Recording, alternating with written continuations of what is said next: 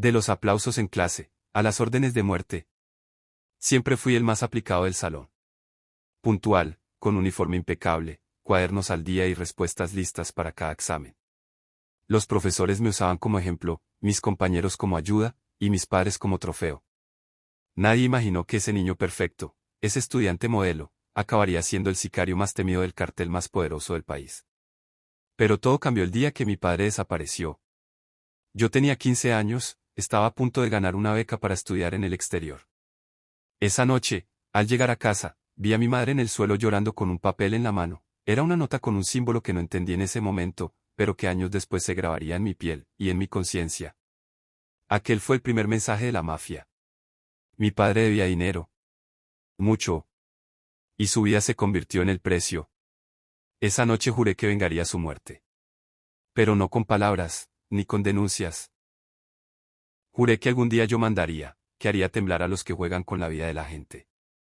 Lo que nadie imaginó es que la venganza se disfrazaría de inteligencia. Seguí siendo el mejor del curso, entré a la universidad con honores, pero ya no era el mismo. Por las noches entrenaba mi cuerpo. Aprendía de armas. Rastreaba nombres, códigos, contactos. Fue ahí donde conocí a el ruso, un viejo asesino que me dijo una frase que nunca olvidé. Tienes el cerebro de un genio y el dolor de un huérfano, tú no naciste para estudiar, naciste para mandar. Y así comenzó todo. El ruso no era un simple sicario. Era un estratega, un fantasma, un asesino con principios. Me recogió en silencio, sin muchas preguntas, y durante 3 años me convirtió en un arma que nadie veía venir.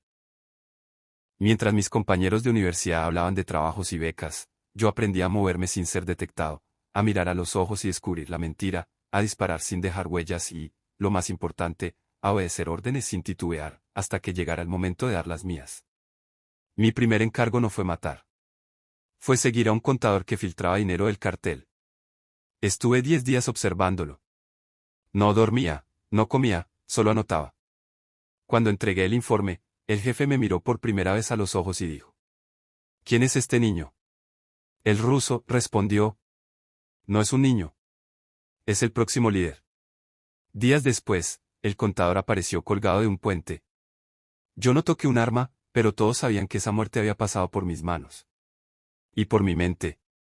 El respeto comenzó ahí. Ya no era el nerd, ahora era el cerebro.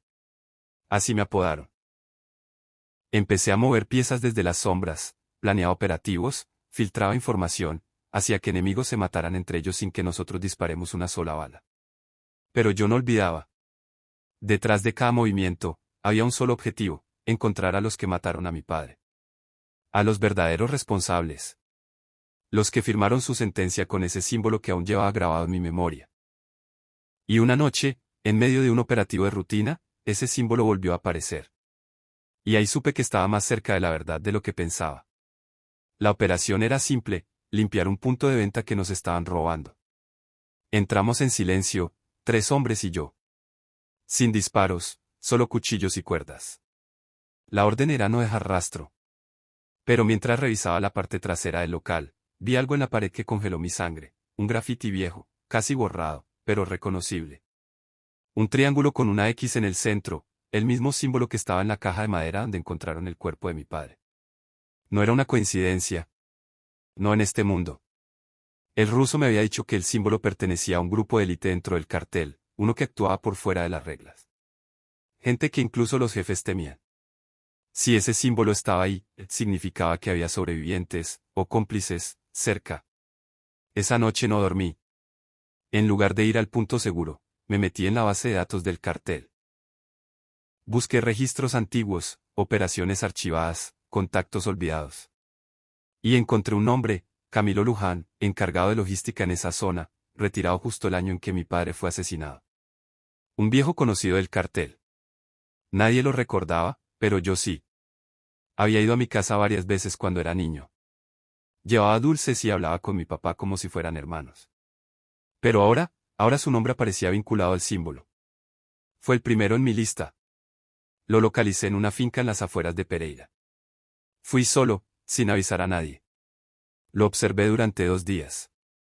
Tenía perros, cámaras, un par de escoltas. Nada que no pudiera manejar. La noche del tercer día entré. Y cuando lo tuve de rodillas, con la boca amarrada y los ojos suplicantes, le mostré una foto de mi padre. ¿Te acuerdas de él? Le pregunté, mientras sacaba el cuchillo. Lo que dijo me cambió todo el plan. No fui yo. Fue tu madre quien lo entregó. No le creí al principio. Mi madre. La misma que lloró en el entierro de mi padre hasta desmayarse. La que me dijo que él había muerto por una deuda que no quiso pagar. No, imposible.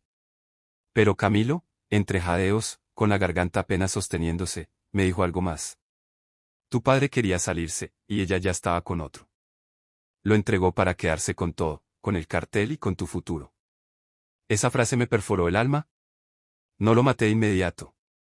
Lo dejé atado, sangrando, en el cobertizo. Encendí un cigarro y me senté afuera, mirando las estrellas mientras mi cabeza explotaba. Toda mi vida creí que era víctima de una injusticia del mundo. Que mi destino era la guerra, el dolor y la venganza contra los enemigos de mi padre. Pero, ¿y si todo había comenzado en mi propia casa?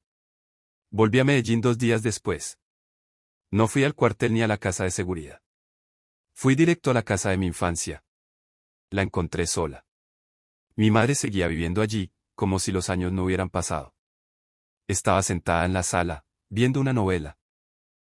Me miró como si yo fuera un fantasma. Hijo, dijo, con la voz rota. ¿Qué haces aquí así, sin avisar? No respondí. Solo me senté frente a ella y le pregunté.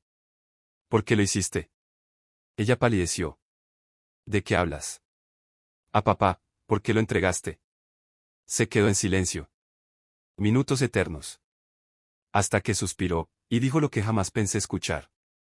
Porque él iba a arrastrarte a su mundo. Yo quería salvarte, pero fallé. No lloré. No grité. No la golpeé. Solo la miré con los mismos ojos que el cartel me enseñó a usar. Fríos. Firmes. Vacíos. Me levanté y me fui. Esa noche no dormí. Solo escribí un nuevo nombre en la lista. Ya no era solo por venganza. Era por justicia. Por mí. Por lo que fui. Por lo que me hicieron. Y porque ahora, ya no había marcha atrás. Mi madre desapareció días después. Nadie supo nada. Ni vecinos, ni familiares. Yo tampoco pregunté. Aquel nombre que escribí en mi libreta no necesitaba sangre, necesitaba olvido. La dejé vivir, pero para ella, era como estar muerta. A mí también me mató algo por dentro esa noche. El problema es que cuando callas, otros hablan por ti. Las calles empezaron a murmurar. El hijo de don Álvaro está loco. Dicen que se está saliendo del control de los jefes. El pelado está empezando a matar sin permiso. Mentiras, claro. Pero en este mundo, la verdad importa menos que el rumor. El cartel empezó a vigilarme. Y yo, también a ellos. Aprendí a moverme en las sombras, a infiltrar gente, a plantar miedo. Lo que antes hacía con libros, ahora lo hacía con plomo. Cada golpe que daba era quirúrgico. Preciso. Sin ruido. Empecé a limpiar a los traidores, a los que estaban vendiendo rutas, filtrando información, robando de las caletas. Y lo hice sin pedir permiso. Una noche, don Rentería me mandó llamar. Era el segundo al mando. Un tipo frío, elegante, con voz pausada. Siempre olía a colonia importada y tenía las uñas más limpias que un doctor. Me recibió con una copa de whisky. Me sonrió. Sos bueno, me dijo. Pero te estás creyendo, jefe. Lo miré fijo. No me tembló el pulso. No me creo jefe. Solo estoy haciendo lo que nadie más se atreve. Mantener esto vivo. Él se rió. Una risa hueca, cortante. El que mantiene esto vivo es el miedo, mi hijo. Y el miedo se administra, no se regala. Ese día entendí que me había convertido en un problema. Así que tomé una decisión. Si el miedo manda, entonces que el miedo tenga mi cara. Y esa noche comenzó mi leyenda. La del joven que fue un estudiante ejemplar. Y ahora era el verdugo más temido de la mafia. La traición dentro de un cartel no es un pecado, es rutina. Lo que no se perdona es que un peón se convierta en rey sin pedir permiso. Yo lo hice. Y cuando lo entendieron, ya era tarde. Don Rentería envió a 3 de sus hombres a darme un susto. No sabían que yo ya los estaba esperando. Uno por uno, cayeron antes de siquiera tocar mi puerta. Uno tenía una hija en la escuela. Le dejé dinero en su bolsillo. El otro cuidaba a su madre enferma. Le envié medicinas. El tercero fue quien me suplicó. Yo no sabía que eras tú el objetivo, me mandaron. Le di una opción. Dime quién firmó la orden, y te dejo vivir. Me lo dijo. No era Rentería. Era el patrón. El que todos creían intocable. Esa noche, tomé una decisión que nadie en la historia del cartel había tenido el valor de tomar. Le declaré la guerra al jefe. No lo grité. No lo publiqué. Empecé con silencio. Uno por uno, los hombres más cercanos al patrón empezaron a desaparecer. Su contador. Su cocinero. El tipo que le lavaba los carros. Cayeron como fichas de dominó. Y entonces, envié el mensaje. Una caja, en la entrada de su finca. Con una carta. Yo no busqué poder. Ustedes me obligaron. El que jugó con fuego, ahora duerme en cenizas. Lo que no sabían era que ya tenía el respaldo de media tropa. Los que estaban hartos de los abusos. Los que llevaban años obedeciendo por miedo. Ahora tenían un nuevo líder. Uno que no mataba por placer. Uno que sabía cuándo apretar el gatillo y cuándo usar el silencio. Esa semana, el patrón desapareció. Oficialmente, se dijo que se retiró por motivos de salud. La verdad es que su cuerpo jamás apareció. Ni aparecerá. Y así, el joven aplicado que sacaba las mejores notas en clase. Se convirtió en el amo de un imperio hecho de muerte y respeto. El poder no cambia a nadie, solo revela lo que siempre fuiste.